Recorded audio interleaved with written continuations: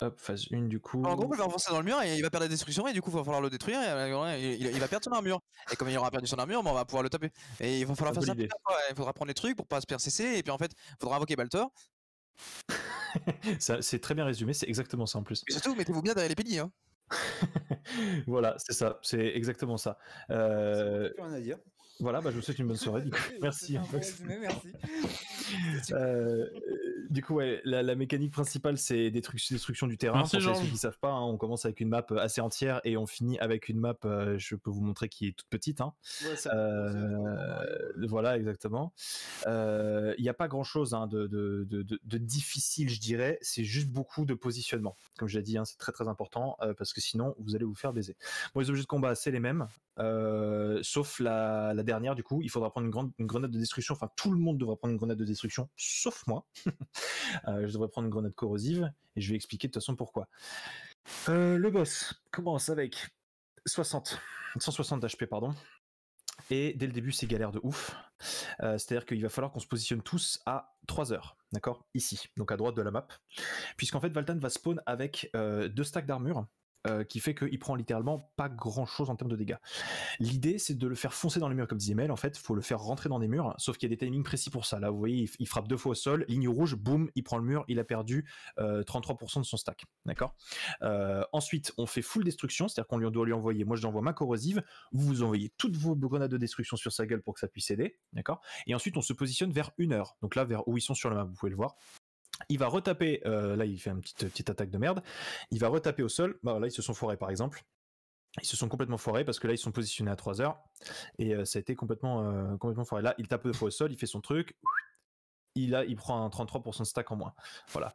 Donc la stratégie du début est vraiment très simple, hein. C'est juste se positionner à certains endroits pour pouvoir casser les murs, niquer son armure et pouvoir avancer correctement pour lui enlever ça. Une fois que son armure est niquée, parce qu'on va pas passer 1000 ans dessus, il n'y a pas grand chose à savoir, il y a des AOE qui sont chiantes, qui peuvent arriver. Là par exemple, vous voyez, il monte en l'air, il va faire énormément d'AOE qui sont vertes partout, et au bout d'un moment, quand il va retomber, enfin quand il va vouloir retomber, il va y avoir une énorme zone d'AOE qui va spawner, et là il faut aller sur le coin de la map.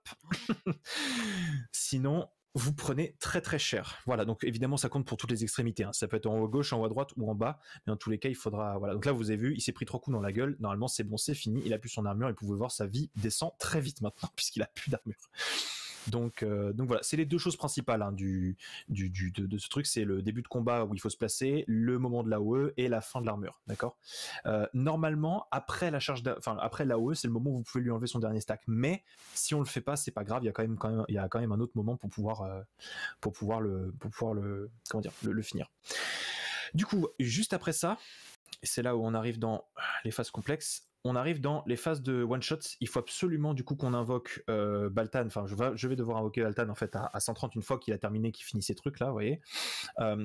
Il va faire une grosse mécanique de one shot très emmerdante. Il va falloir attendre qu'il charge. Voilà, celle-là exactement. Donc là, on claque Baltor. Tout le monde est immunisé au CC, réduction de dégâts. Vous pouvez voir que la map elle est toute rouge de partout. Donc il n'y a pas trop de solutions. Faut juste, en fait, traditionnellement, il y a des solutions, il y a des petites orbes bleues en fait que vous pouvez voir sur la map au début. Quand ils cassent les murs, chacun peut en choper une. Le problème, c'est que si vous les prenez trop tôt, après c'est la merde. Donc trop compliqué. Voilà, donc Baltor, claqué vers les 130-120 en fonction de comment on le descend. Et une fois que c'est fait, on arrive du coup dans la nouvelle phase qui est la phase 2. À partir de là, hop là, on arrive sur... Enfin, phase 2, il n'y a pas grand chose à dire, mais on va arriver très rapidement vers la red zone. Vous allez voir, il y a pas grand chose, hein. Il fait des petits moves rapides, des petites attaques et elles sont toutes listées en dessous, vous pourrez les retrouver. Le plus important, c'est d'arriver à la red zone. Alors, c'est là où ça se complique. Là. Donc là, vous allez avoir une animation qui va se faire. D'accord, le boss fait une animation sur la map, il jump vers le haut, et à partir de ce moment-là, vous avez il y a un coéquipier qui va être visé. Vous remarquerez qu'il y a 4 piliers qu'on spawn partout sur la map. Votre job lors de cette zone rouge, direct foncer derrière les piliers. Vous ne posez pas de questions, c'est votre job. Par contre, il y en a un dans l'équipe qui va être target par ce cône rouge en question. D'accord ? Si vous êtes dans le cône rouge ou dans le jaune, vous mourrez. Donc vous l'aurez compris, la personne qui est ciblée, elle est dans la merde. D'accord ? Vous ne pouvez pas time clock. C'est-à-dire que si vous time clock dans le rouge, vous mourrez. C'est la roulette russe. Il faut absolument, et donc la stratégie pour éviter ça, pour éviter de mourir, vous allez voir comment il fait. Il se positionne, il attend du coup je vais le remettre, il attend du coup en fait que le cône se stabilise à un moment donné, et dès qu'il sait qu'il se stabilise, il fait le plus vite possible pour aller se positionner. Ces mecs sont très lents. Mais voilà, donc ça c'est la première phase. Il le fait une deuxième fois. Vous remarquerez, il faut voir que la deuxième fois, il ne fait pas de zone jaune. Donc vous ne pouvez que mourir sur la zone rouge. Donc les alliés, vous pouvez voir pendant ce temps-là, les alliés, ils vont commencer à DPS Valtan sans problème. Ok. Voilà. Une fois qu'il a tapé... C'est le même qui a les 2 fois la zone? Non, ça peut être 2 joueurs différents. Okay. Ah, du coup, il a pas de chance, sa mère. Il a pas eu de bol. Il crame tous les dashs sur le premier truc. Ah, sa mère. Donc voilà. Comme tu as vu, elle va être marrante cette phase. T'as craqué ton dash, si ça le fait, tu vas vers le boss et tu le contournes. Exactement, c'est ça. Et de toute façon, l'idée c'est que vous ne pouvez plus mourir c'est pour ça que c'est fait exprès, c'est que la deuxième fois, vous ne pouvez pas mourir en dehors du cône. Il n'y a plus de zone jaune. Donc techniquement, il n'y a pas de souci. Mais juste, faut sortir du cône rouge, faut le stabiliser. Vous remarquez une chose, c'est que ça ressemble un peu. Pardon.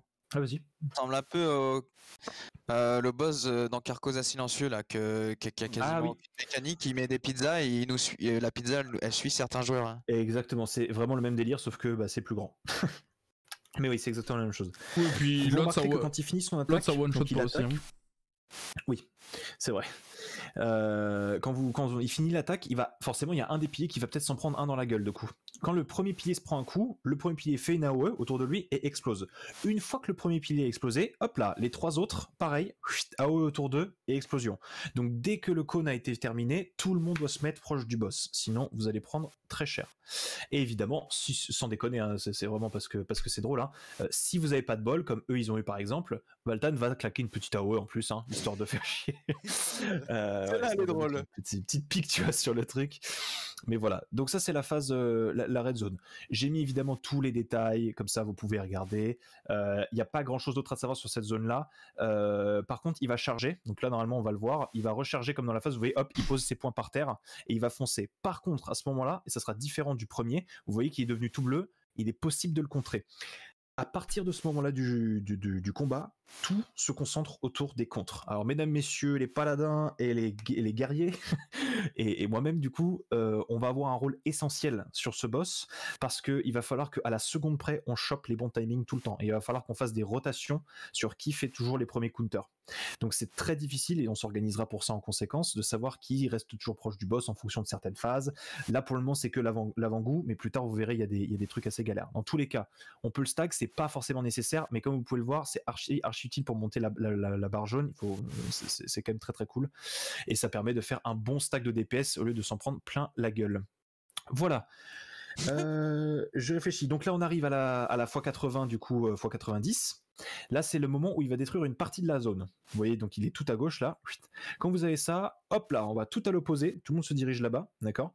Grosse destruction de map. Et vous restez à ce moment-là, à cet endroit-là, parce qu'une fois qu'il a détruit la map, il va tourbillonner pour aller vers le centre. Donc si vous voulez trop le rattaquer, vous allez vous prendre une belle décharge dans la gueule et vous allez mourir. Donc il faut rester à l'extrémité. Et tout de suite après, il n'y a pas le temps de se poser. Il refait spawn 4 piliers en une demi-seconde et zone jaune direct. Donc là, il n'y a pas de zone rouge. Tout le monde se met derrière les piliers. Voilà, comme ça il fait ce qu'il faut. Et par contre, si mes souvenirs sont bons, voilà. Il enchaîne du coup juste après avec une zone rouge, mais vous remarquez un truc, c'est que les piliers sont très très très proches les uns des autres. Donc vous vous doutez de ce qui va se passer.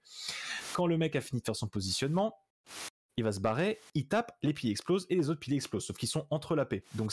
Donc en fonction de votre placement, si vous voyez les premiers piliers exploser, vous savez qu'il ne faut pas rester de ceux qui sont safe, parce que c'est là où ça ne va pas devenir safe du coup. Voilà, tout simplement.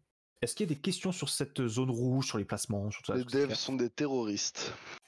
Ouais, t'as pas eu Wachaza, frère, je te le dis. Hein. Putain de sa mère. Avec les pyramides et tout. J'ai tellement hâte. Voilà, ok, bon bah parfait, on va enchaîner du coup. On arrive à une phase qui est très importante, et justement je parlais des counters, on arrive à cette counter qui est du coup une team wipe cette fois-ci, donc là il faut faire très très attention.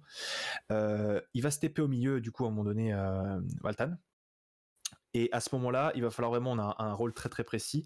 On va tous avoir une petite AOE en dessous de nous qui va spawn, donc il faut bouger après qu'il ait atterri.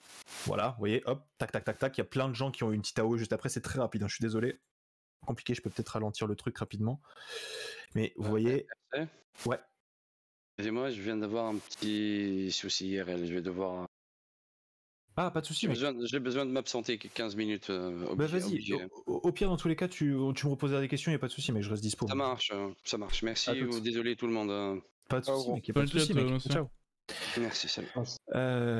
Du coup là là vous voyez, donc il atterrit au milieu et il va faire une grosse attaque déjà avec son coup de pied, hop là. Et ensuite, en fonction de votre positionnement que vous avez eu, il va refaire des AOE supplémentaires en dessous de vous. Donc il faut se déplacer immédiatement. Et une fois que c'est terminé, il va du coup faire l'animation pour revenir en normal. Ok. Donc il va faire le gros voilà le gros truc avec son poing.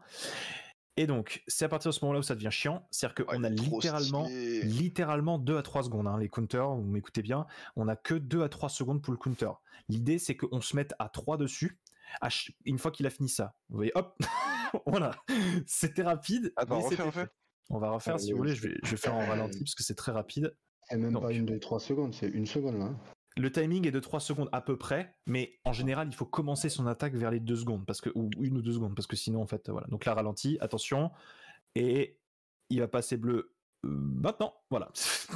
Wow. Voilà. Donc il faut faire très gaffe, dès que vous voyez qu'il commence à avoir la zone rouge par terre, parce que le bleu ça peut être un truc, mais dès que vous voyez une zone rouge par terre, ça veut dire aussi du coup qu'il va faire son truc. Évidemment, alors cette attaque là, c'est ça qui est très important, c'est que cette attaque là, il va la faire 3 fois d'affilée.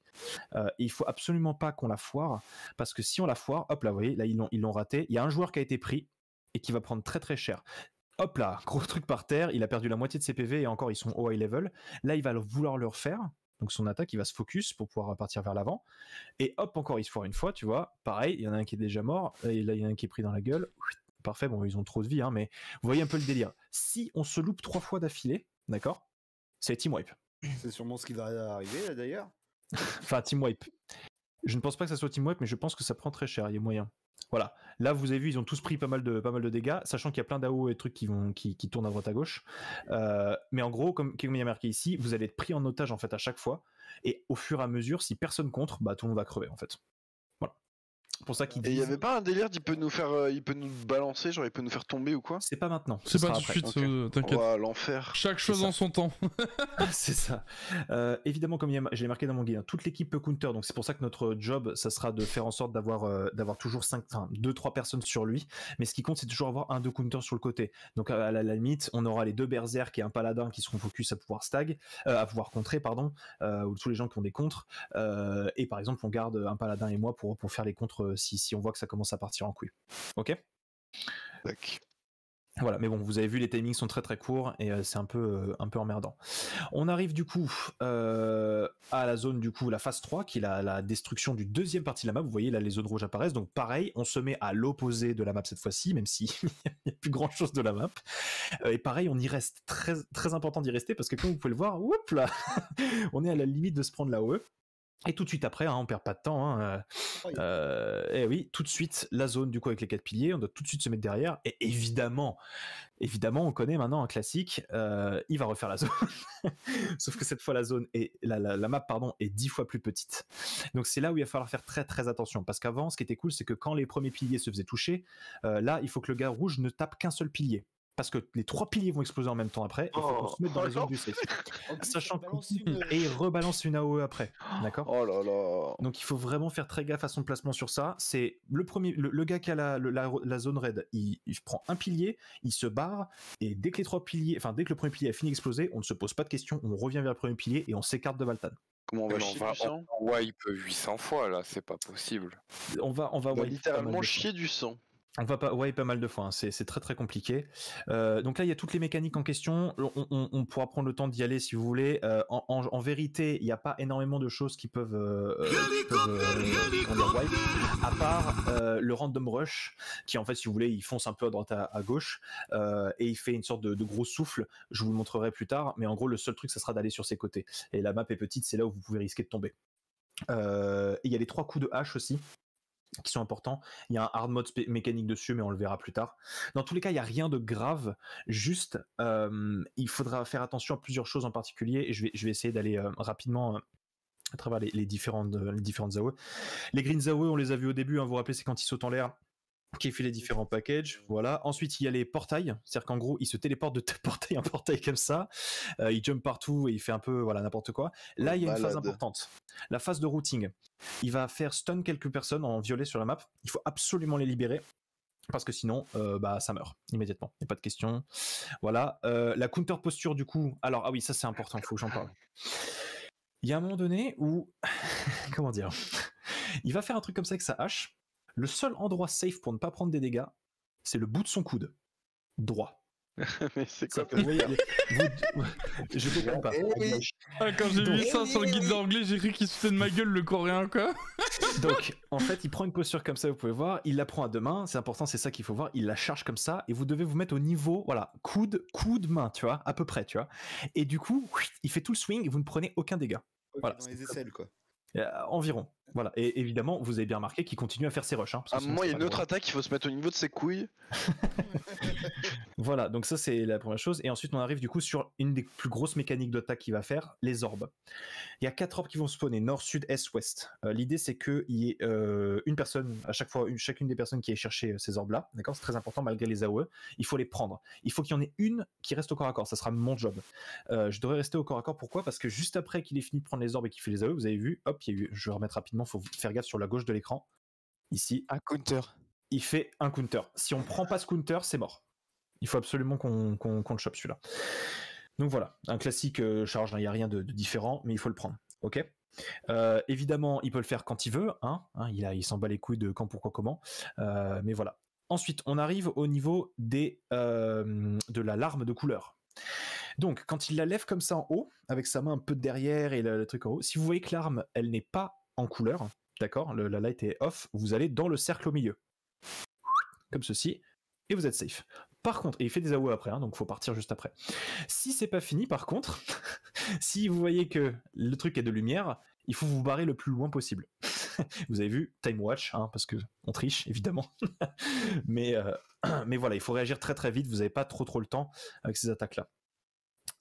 Ensuite, le rush move dont je vous parlais tout à l'heure, le fameux rush en question, hop là vous avez vu, si vous faites choper, donc là il a chopé personne, mais s'il avait chopé il l'aurait gardé dans sa main, et là il fait une AOE, il va souffler très fort, donc faut se mettre sur ses côtés. Si vous êtes dans le souffle, vous êtes éjecté de la map et bonne journée, au revoir. Voilà, cette attaque avec la une main, elle est assez basique, et c'est là où il faut faire un counter aussi 3 fois, donc c'est pour ça que je disais, les counters c'est très très important. Il faut absolument attendre qu'il charge, et dès qu'il est en bleu, bon, là ils sont foirés, mais il faut absolument du coup counter, parce que vous pouvez voir que les dégâts qu'il fait quand il pose l'arme par terre sont monstrueuses. Là par contre, 3 fois c'est pas comme tout à l'heure, 3 fois c'est pas plus on avance, plus il tue des gens, c'est si on se foire 3 fois d'affilée, c'est littéralement team wipe. Donc il faut faire très très attention à cette mécanique quand il charge. Dans tous les cas, tant qu'il est bleu, il faut lui péter la gueule. C'est un peu l'idée. Évidemment, en hard mode, il y a plusieurs plusieurs petits trucs en plus qu'on reverra plus tard s'il faut. Parce que évidemment, en mode hard, non seulement il fait sa mécanique d'armes comme ça, mais il rajoute les orbes, les AOE. Bref, tous ces trucs-là. Et ah oui, un truc à savoir, si vous le counter pendant ce truc-là, vous êtes silence après. Oh putain. Oh, mais c'est quoi cette merde? T'imagines un peu, genre, tu parles, ça fait 30 minutes, tu parles de un donjon, enfin, c'est aberrant la quantité d'informations qu'il y a. Moi après, vraiment, ça me met tellement bien qu'il y a autant de choses à faire et tout, c'est trop cool. Mais putain, le temps qu'ils ont dû passer, les devs, à penser à toutes ces mécaniques et tout, je trouve ça impressionnant. Imagine les Coréens quand ils ont dû le faire la première fois. Hein. Ah ouais, non, mais la galère. Quand il n'y avait pas de guide, quand il n'y avait rien, ils devaient tout. Donc, de base, alors bon. Ouais, j'avoue, ils sont broken, les Coréens. Donc voilà, ça c'est pour le hard mode. En Europe, ça va pleurer et que ça va. Oui, ils vont vouloir avoir un nerf, mais j'espère qu'ils le feront pas. Il faut essayer de le passer avant le nerf en tout cas. Il a déjà pris un nerf en plus. Oui, en plus ils l'ont déjà légèrement baissé, ouais. Du coup, il a pris un nerf sur la version coréenne et du coup, bon bref, mais là du coup on va prendre ce nerf là. Il y a une autre, bon ça c'est basique, c'est la pizza memory, ça va nous rappeler des souvenirs avec Argos. C'est qu'en gros, à l'avance, il fait des patterns de pizza, hein, à l'avance, et ensuite il les exécute. Voilà, 1, 2 et 3 patterns de pizza, qui sont plutôt lents, hein, c'est pas des trucs rapides, facile à counter, faut juste faire gaffe à son placement et retenir où elles sont. Alors le mieux c'est d'attendre le premier et après de se placer sur le premier et tranquille. Exactement, c'est exactement ça. Celle-là elle est très chiante parce qu'on a besoin de dégâts et de counter. Donc là il va faire une orbe de gravité, et vous avez vu il y a une sorte de stag ici. Il y a la barre de stag, sauf que c'est pas si facile, il a une armure de magie. Donc il faut d'abord lui faire énormément de dégâts pour briser la barrière de magie, comme dans le donjon là, de tier 2. Et une fois que vous avez brisé la barrière de magie, ensuite vous pouvez le stag. Voilà. Évidemment il faut le stag parce que sinon, bonne journée, bonsoir. Donc faut faire d'abord de la destru puis du stagger. Non, pas de la destru, d'abord du DPS et ensuite destru stagger. Ouais, c'est gros dégâts into stag destru. Ok, donc là on arrive à la phase de transition. D'accord, je remonte. On arrive à la phase de transition. Là on a des mécaniques de one shot. Je vais d'abord lire parce que c'est important, il y a pas mal de trucs. Il se téléporte au centre, il fait des rushs partout et il faut absolument pas rester sur sa route. Ça classique, hein, on connaît maintenant, ça, c'est la logique. Et après chaque rush, il revient au milieu et il fait 4 énormes attaques avec son hache. D'accord ? C'est le moment le plus chaud, je préviens, hein, c'est le moment le plus chaud du raid. C'est-à-dire que là, à tout moment, on perd. D'accord ? La stratégie, c'est qu'une fois qu'il a fait son premier rush et qu'il a posé sa première hache, il va falloir que je claque Baltor. Parce qu'en fait, une fois qu'il a fait ce truc-là, le problème, c'est qu'il va faire une énorme AOE avec ses points partout. Et vous allez voir ce qui va se passer. Voilà. Ou dans tous les cas, vous vous faites défoncer la gueule. Et donc, il vaut mieux enlever les CC, puisque là, ensuite, il fait une grosse truc de jaune et on peut se faire exécuter facilement. Donc, la strat, elle est simple pour vous. Enfin, si vous avez rien à faire, c'est juste esquiver son rush, esquiver ses coups de hache que vous avez vu. Il fait nord, sud, est, ouest, hein, à chaque fois par cône. Et une fois qu'on a fait ça, vous vous mettez bien dans la zone de Baltor, que je vais faire spawn pour prendre le debuff. Vous mettez un clockwise en plus si vous vous sentez pas safe, c'est carrément faisable, il n'y a pas de souci parce qu'on n'en aura pas plus besoin après. Et une fois qu'il fait son truc jaune, vous vous mettez sur le bord de la map parce qu'après il y a les explosions des piliers. Est-ce que c'est clair ou pas ? Comme de l'eau rush. C'est une phase compliquée celle-là, c'est une phase qui va vite en plus donc. Ok. Bon, une fois que vous avez terminé ça, on va arriver du coup à la dernière phase qui est la phase de Ghost Phase. Pareil, c'est le dernier rush avant la victoire. Sur cette phase-là, il repasse à 40 PV. Donc il repasse à 40 barres de PV, d'accord ? Bah ça va alors, c'est cool. Et il ne prendra 0 dégâts. Enfin pas 0, mais très très peu de dégâts. Il a 4 stacks de réduction de dégâts pour lui. Seems legit. Voilà, ça paraît complètement logique, d'accord ? Cette phase-là, comme j'ai marqué, c'est une phase de survie. C'est en gros à qui sera le plus qui en aura le bol et qui veut juste lui péter la gueule parce qu'en gros t'es à la fin du truc et t'as envie de te dire « Ah, c'est bon, on le finit », alors que pas du tout. C'est le moment où il faut être archi focus parce que c'est là où tout peut se jouer. La map est très petite, il va rester stock au milieu et il y a énormément d'AO et de choses. Il faut savoir une chose, c'est que non seulement Baltan ne bouge plus, mais il possède l'entièreté de ses attaques de base et les mécaniques de counter. Tout ce qu'il avait, il l'a encore. Il n'y a pas d'annulation, de changement, il a tout. Donc c'est archi relou. Hop. Voilà, il y a une dernière mécanique assez importante qui se passe à 40, 26 et 13. C'est une zone rouge autour de lui, zone jaune devant lui. Voilà, vous verrez à quoi ça ressemble. Mais dans tous les cas, on va revenir sur le principal. Il ne bouge plus, et vous avez vu, il y a des fantômes de lui qui vont apparaître à droite à gauche, d'accord ? Et là, c'est notre job, du coup, les counters. On va devoir foncer vers ce putain de truc, et dès qu'il devient bleu, hop là, on le counter. Dès qu'on arrive à counter un fantôme, ça enlève un stack de réduction d'armure à Baltan. Donc ça veut dire qu'il faut qu'on fasse ça 4 fois. Ils apparaissent pas tous d'affilée, voilà, c'est de ça dont je parlais. Grosse attaque en rouge, grosse attaque jaune, évidemment esquiver, sinon vous vous faites défoncer. Il n'y a pas grand chose d'autre, ne restez jamais sur les extrémités de la map parce que vous avez pu le voir à l'instant, il y a des vachettes qui courent sur les côtés à chaque fois. Donc voilà, c'est un peu l'idée. Donc vous faites très très gaffe si vous êtes sur les bordures de map à toujours vous décaler parce qu'on ne sait jamais. À tout moment, il y a une vachette qui débarque dans un TP. Pareil, vous avez vu la mécanique toujours entre le coude et la tête pour pas prendre les dégâts et ainsi de suite. L'idée c'est d'attendre, hein. L'idée c'est d'être patient, de faire gaffe à son placement, du coup de retirer les stacks. Hop là, vous avez vu, il y a 2 AOE là qui ont spawn. Et une fois qu'il a plus de stacks, et c'est évidemment le plus important, c'est quand il a plus aucun stack du tout d'armure, et ben c'est le moment où il faut claquer Tyrain pour un gros max de DPS afin de le terminer. Au moment où on va arriver là, hein, vers la fin, voilà, il a plus que 17 PV, on claque un Tyrain. Ça va lui enlever littéralement 10 barres, voilà. Et là, du coup, c'est la fin et on finit Baltan. Et emballer, c'est peser, bonne journée. Voilà. On est d'accord que si par exemple, arrivé là, on crève, tu recommences tout. Ah, bien sûr. Pas le loup, t'inquiète. Non, pas le loup. Pas le loup, t'inquiète. Oh, t'inquiète, pas le loup. C'est l'enfer Voilà. de Dante. Choisis la façon dont tu veux mourir et apprécie-le.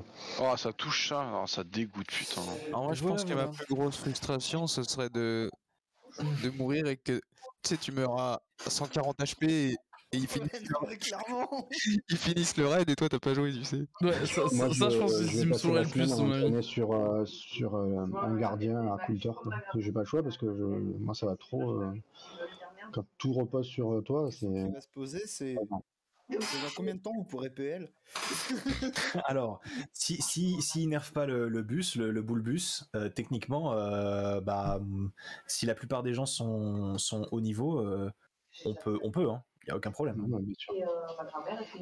On peut clairement le faire d'ici un mois, quoi, même pas. Non, parce que là, tu vois, devant ça, j'ai juste envie de me rouler la tête sur le clavier, en fait, ça va passer. En vrai, non, ça a l'air comme ça, mais c'est de l'organisation. C'est que une question d'organisation. Et c'est une question d'habitude surtout. C'est juste ça. Non, puis comment, au fur et à mesure, tu vas développer tes réflexes par rapport à ça. Et exactement. Si on reste focus comme on le fait sur la phase 3. Ce qui est sûr, ce qui est un peu emmerdant, c'est qu'il n'y a pas de respawn, hein, comme en donjon, en raid abyssal, pardon. Ce qui est très important, c'est que quand on fait les raids, c'est silence radio et uniquement des calls. Parce que le problème, c'est que tout le monde va être dans son truc et focus. Ce qui est très important, c'est d'uniquement entendre les calls qui sont nécessaires. Et que même s'il y a des informations que des joueurs disent, en fait, l'idée, c'est que je dois être capable de voir la plupart des choses. Ça doit être mon rôle. Et que, techniquement, je vais être focus que sur ça. Votre rôle à vous, c'est de pas faire gaffe aux environnements, aux autres joueurs ou je ne sais quoi. Votre but, c'est de survivre. Moi, si je meurs, c'est pas grave, parce que je peux toujours vous regarder et je peux continuer à faire les calls, à faire les trucs, il n'y a pas de souci, tu vois. Mais ce qui compte, c'est que vous soyez archi focus sur ce que vous êtes en train de faire, sur votre DPS, sur votre placement.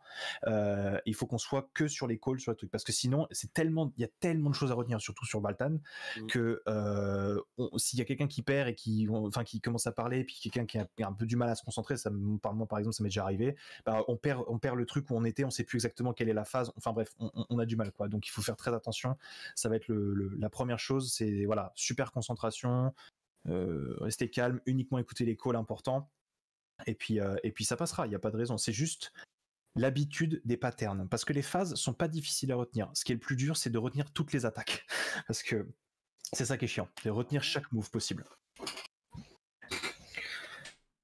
Voilà messieurs dames.